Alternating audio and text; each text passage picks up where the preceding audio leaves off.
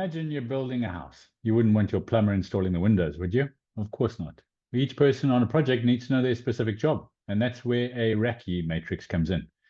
Think of it like a map for your team. It shows who needs to do the work and who's ultimately responsible for the task getting done.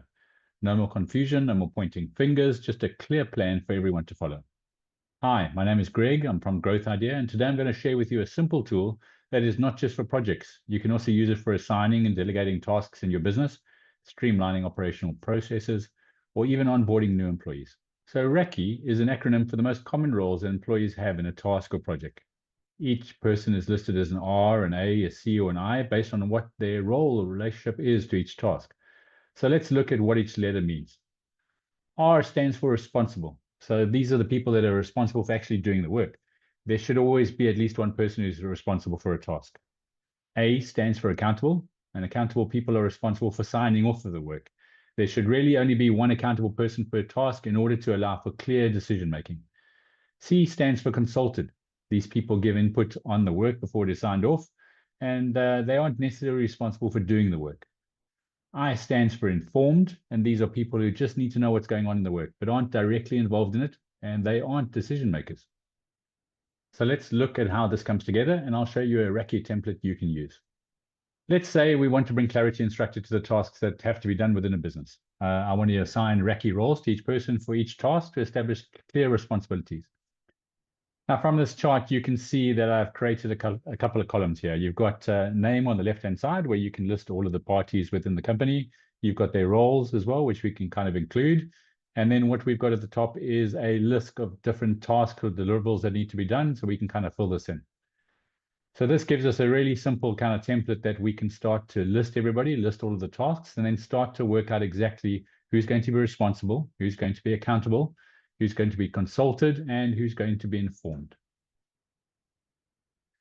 So let's start adding some names in. So if we start first, we can fill in first person's name is Alice, and she's the project manager within the company. We can include Bob. Bob is the marketing specialist. Charlie, he's the sales rep. David, he's the operations lead. We've got Eve, and he's a compliance officer. We've got Fiona, then he's the head of legal. So now we've got a list of names. This is by no means all of them, but just to give you an example. Now, if we start to break down the different tasks, we can kind of have our first one, which is launch a new product marketing campaign. The next one might be process customer orders. And the third one would be conduct a quarterly compliance audit. Now, the way we work it is essentially that we go through each role and we look at the different deliverables and we assign a different Raki letter to the name.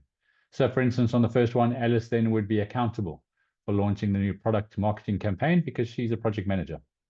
We go to the next Bob, who's the marketing specialist, would be responsible. He's going to perform the task because he's the marketing specialist. Charlie, the sales rep, needs to be consulted because he's part of the team and he needs to kind of provide the judgment on how this project's going to work.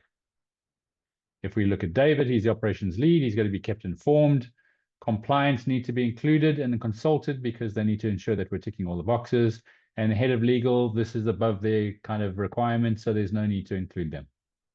And if you go through the rest of them, you can kind of get the idea of exactly how we're working and how we're assigning different Raki items and acronyms to this task. So as you can see from our example, this chart is a great way to improve communication. It increases accountability and streamlines your workflows.